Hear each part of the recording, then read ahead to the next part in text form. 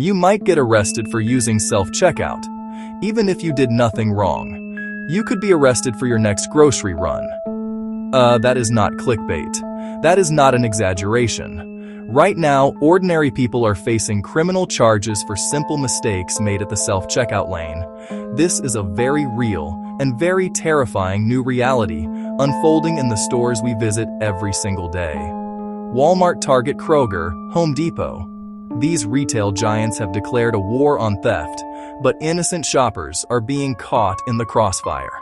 A quick trip for milk and bread can become a legal battle that shatters lives, reputations, and finances.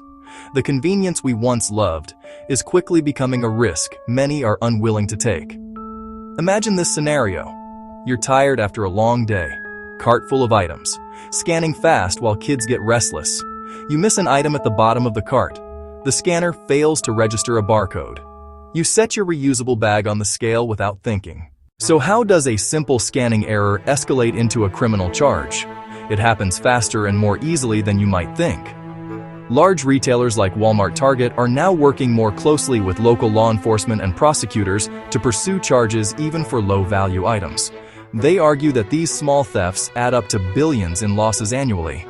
As a result, they have adopted zero-tolerance policies. When their systems flag a potential missed scan store, asset protection staff are trained to stop the individual, detain them in a back room, and begin an investigation.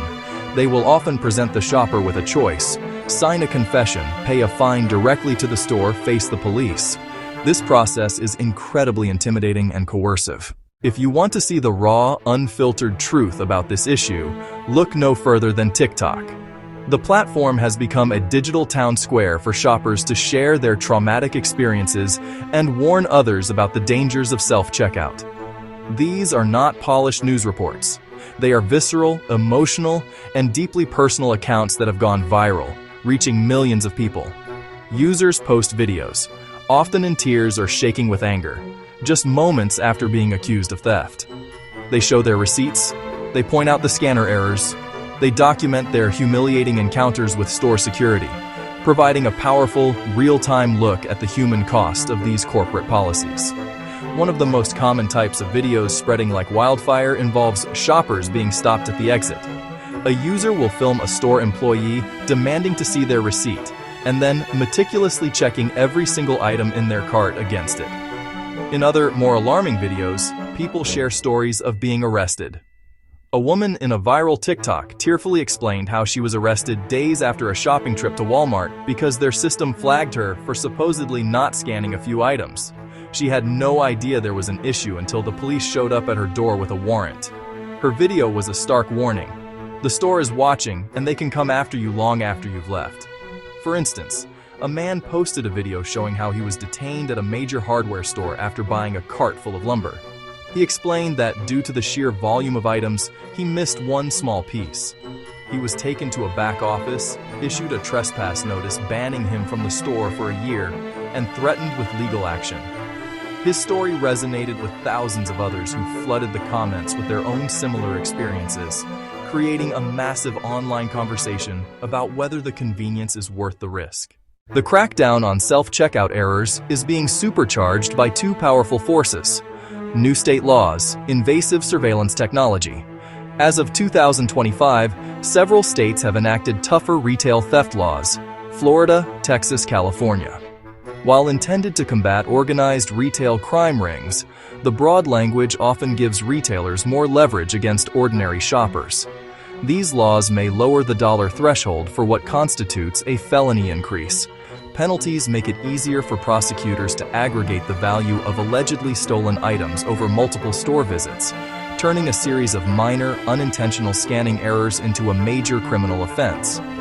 This legal shift is happening alongside a massive technological arms race inside the stores.